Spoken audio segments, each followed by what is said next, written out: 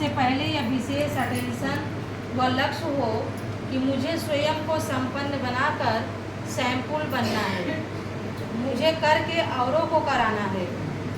फिर बार बार इस लक्ष्य को इमर्ज करो, लक्ष्य और लक्षण को मिलाते चलो तो शक्तिशाली हो जाएंगे।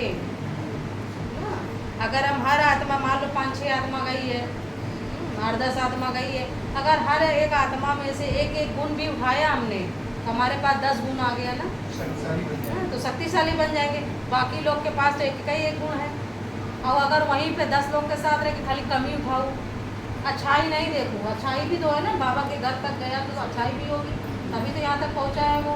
तो अच्छाई नहीं देख करके खाली कमी देख रहे हैं कि फलानी माता के अंदर देखा ही कमी, तो ऐसे ढीला ढाला करत, कौन ऐसे चलत रहे, कौन ऐसे योग करत रहे, कौन ऐसे। अरे ठीक है, कोई कमज़ोर आत्मा है उसको भी सिखा के पढ़ा के उसको भी ऊँचा उठाना है, ये चीज़ करना है।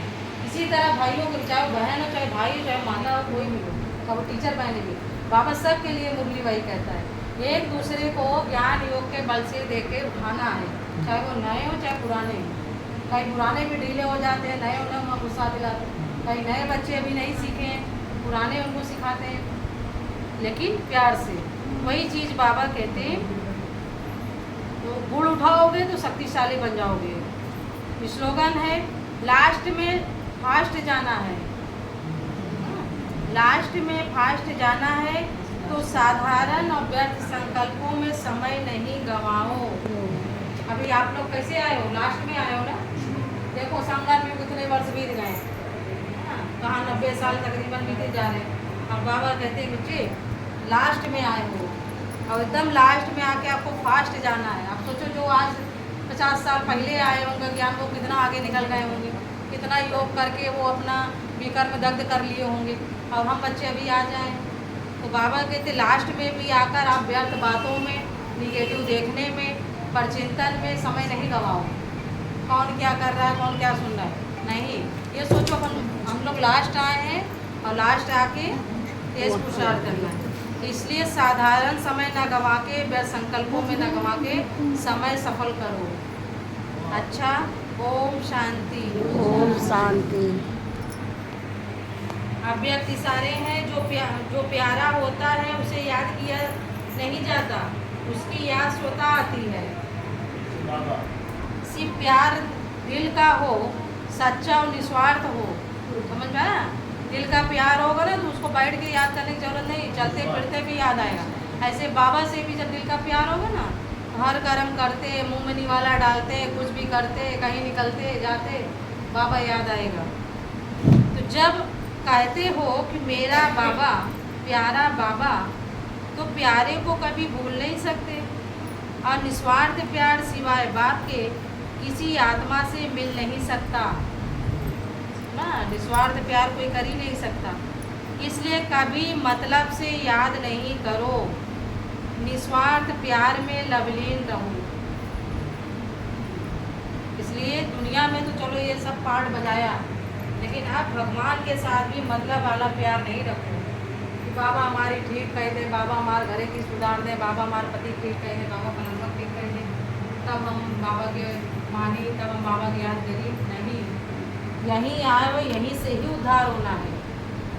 इसलिए एकदम बुद्धि का, मन बुद्धि का समर्पण कर दो, यहीं से होगा। बहुत कट चढ़ी होगी तो बहुत योग लगाइए, और यहीं से ही वो खत्म होगा। जैसे ताड़ का पेड़, नारियल का पेड़ फल कब देता है?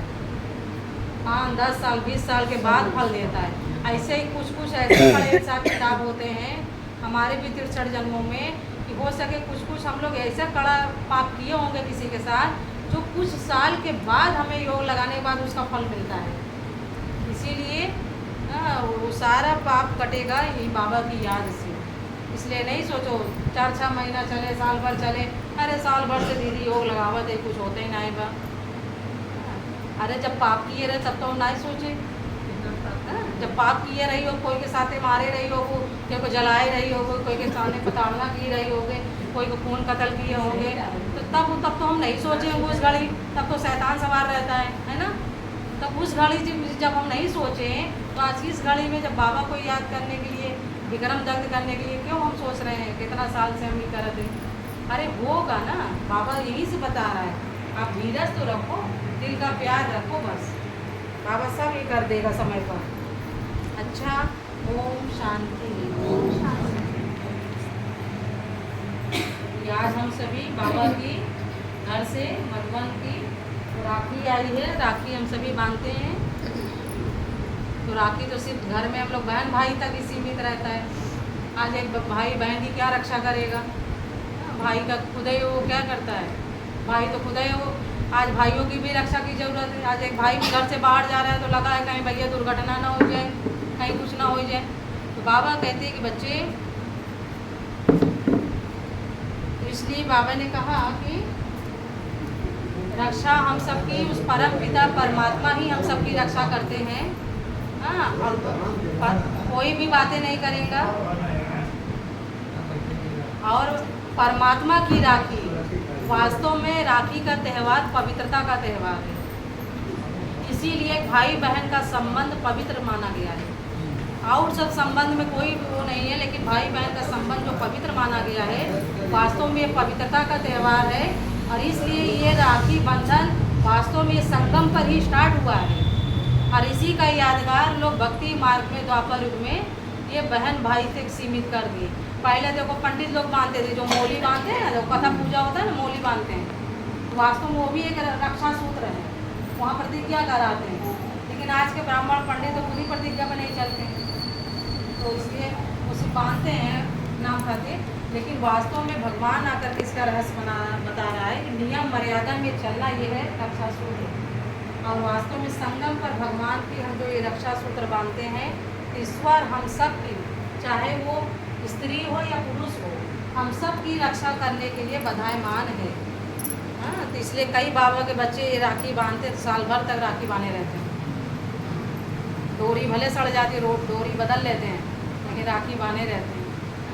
तो ये इस समय संगम का ये त्यौहार मनाया गया है। तो हम सभी देखो कितने भाग्यवान आत्मा हैं कि बाबा ने संगम पर हम बच्चों को अपना बना लिया, और ये सदा सदा का पूरा 5000 वर्ष का ड्रामा बन गया कि भगवान हमको इस बंधन में बांध के रखता है। कितने भाग्यवान हैं हम, है ना। अपने भाग्य को वाह वाह करो, वाह रे मेरा श्रेष्ठ भाग्यवान, वाह रे मेरा श्रेष्ठ भाग्यवान। बाबा को 2 मिनट ध्यान करो। और अभी हम सभी बाबा को प्यार से भोग लगाएंगे। उसके बाद कोई भी राखी नहीं लाएंगी माताएं, आप भी लाई हो तो दे दो, अगर नया राखी हो।